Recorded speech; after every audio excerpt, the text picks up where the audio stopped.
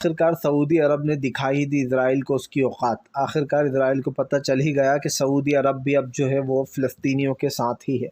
आपको बताते चलें, अब तक ये सवाल उठ रहे थे कि सऊदी अरब जो है वो खुलकर सामने नहीं आ रहा, क्योंकि उसका बिज़नेस इसराइल के साथ चल रहा था। लेकिन कल की मीटिंग के बाद ये साफ़ हो गया दोस्तों कि तमाम फ़िलिस्तीनियों को जिनको मारा जा रहा है इसराइल द्वारा, अब उसके ख़िलाफ़ सऊदी अरब भी एक्शन में आ गया। आपको बताते चलें, कल 57 मुस्लिम देश की बैठक में ये बड़ा फ़ैसला लिया गया, जहाँ पर ये साफ़ कह दिया गया है कि हम तुम्हारे साथ कोई बिज़नेस नहीं करना चाहते। तुम हमारे भाइयों को मारो और हम तुम्हारे साथ बिज़नेस करें, ये नहीं हो सकता। आपको बताते चलें, सऊदी अरब ने सारे के सारे प्रोजेक्ट तोड़ दिए हैं इसराइल के। और यही नहीं, इसराइल का ये सबसे बड़ा झटका भी माना जा रहा है, क्योंकि 15 दिन की दोस्ती मानी जा रही थी इसराइल और जो है यहाँ पर फ़िलिस्तीन उसकी सऊदी अरब की। लेकिन आपको बताते चलें, प्रिंस सलमान ने साफ साफ कह दिया कि फ़िलहाल अब हम साथ किसी भी हाल में नहीं देने वाले। आपको बताते चलें, सबसे बड़ा झटका तब लग गया इसराइल को जब तमाम खाड़ी देश एक साथ आकर ये ऐलान कर गया कि फ़िलहाल अब मुँह से काम नहीं चलेगा, अब तो एक्शन लेना ही पड़ेगा। आपको बता दें, सबसे पहले तो पूरा राशन पानी अब पूरी तरीके से बंद कर दिया गया है। जो थोड़ा बहुत जा रहा था अब उसको भी रोक दिया गया। आपको बताता चलूँ, यहाँ पर ईरान के राष्ट्रपति ने साफ कहा, ईरान के राष्ट्रपति ने कहा कि हम सब लोग एक हैं, और अगर हमारे भाइयों को कोई मारेगा, मुसलमानों को, तो हम चुपचाप नहीं बैठेंगे। उन्होंने कहा इसराइल में लगातार इसराइल जो है वो फ़िलिस्तीन की जगहों पर कब्ज़ा कर रहा है, ख़ास करके गाज़ा की। आपको बताते चलें, गाज़ा की जगह पर कब्ज़ा करने के बाद ही ये सारे बड़े फ़ैसले लिए गए। यही नहीं, सऊदी अरब ने कहा कि फ़िलहाल इसराइल की बढ़ती हुई धमकियां और बढ़ते हुए उसके कारनामों को रोकने की ज़रूरत है। आपको बता दें, अब तीसरे युद्ध की तैयारी में है पूरे तमाम मुस्लिम देश, क्योंकि खाड़ी देशों के निशाने पर एक ही देश है और वो है इसराइल। आपको बता दें, कल हिजबुल्लाह ने भी जमकर जो है यहाँ पर रॉकेट दागे और जो है यहाँ पर इसराइल को बता दिया कि वो लोग चुपचाप बैठने वालों में से नहीं है। इसराइल और तमाम लोगों की दोस्तों मुश्किलें इसलिए बढ़ गई हैं कि वहाँ के जो फ़िलिस्तीन मासूम लोग हैं उन लोगों को घेरने की कोशिश की जा रही है। इसीलिए आपको बताते चलें, अब तक का ये सबसे बड़ा झटका माना जा रहा है इसराइल के लिए, क्योंकि सऊदी अरब ने साफ कहा है कि फ़िलहाल इस तरीके की चीज़ों को हम बर्दाश्त नहीं करेंगे।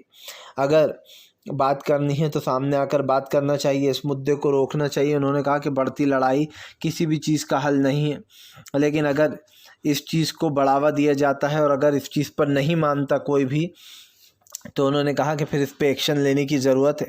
सबसे बड़ी बात ये है दोस्तों कि इस वक्त जो है सबसे बड़ी मुसीबत ही ये है उसके लिए, सऊदी अरब के लिए, क्योंकि सऊदी अरब ने जो है इसराइल की टेंशन बढ़ा दी है। क्योंकि ये आप भी जानते हैं कि इसराइल ने पूरी कोशिश की थी कि वो किसी तरीके से इस मैटर से निकल कर बाहर आ जाए। लेकिन दोस्तों, मामला सिर्फ यही नहीं है, मामला ये भी है कि फ़िलहाल इस वक्त सबसे बड़ी मुसीबत बन चुका है ये सारा का सारा मैटर उसके लिए। आपको बताते चलें, यहाँ पर अरब ने यह भी कहा कि फ़िलहाल हम अब तक काफ़ी धैर्य से काम ले रहे थे, क्योंकि सब लोग सोच रहे थे कि इस चीज़ को रोक दिया जाए, ये जो चल रहा है। लेकिन आपको बताते चलें, ये बढ़ते हुए झगड़े और ख़ास करके इन तमाम चीज़ों को लेकर अब बड़ा ऐलान किया गया। ये साफ कह दिया गया है कि फ़िलहाल किसी भी हाल में इस मैटर को छोड़ा नहीं जाएगा।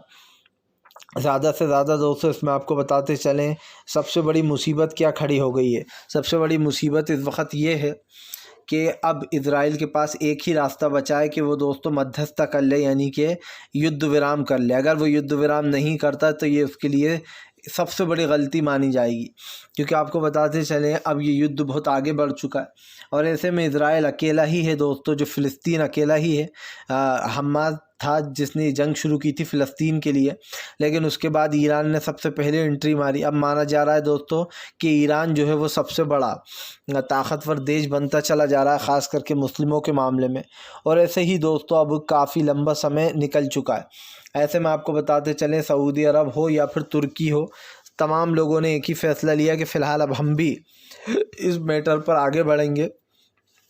ज़रूरत पड़ी तो दोस्तों हमला भी करेगा अब तुर्की भी, ईरान भी, क्योंकि जाहिर सी बात है इस मैटर को रोकने के लिए एक कहीं ना कहीं एक मोटिव की ज़रूरत थी और वो मोटिव इन लोगों को मिल चुका है। मतलब साफ़ है दोस्तों कि आने वाले समय में बीजेपी का खाथोरी जो है यहाँ पर इसराइल का सुपड़ा साफ़ होने वाला है, क्योंकि इसराइल को दोस्तों इस वक्त का सबसे बड़ा झटका तब लग गया जब 57 मुस्लिम देश एक सुर में बोलने लगे।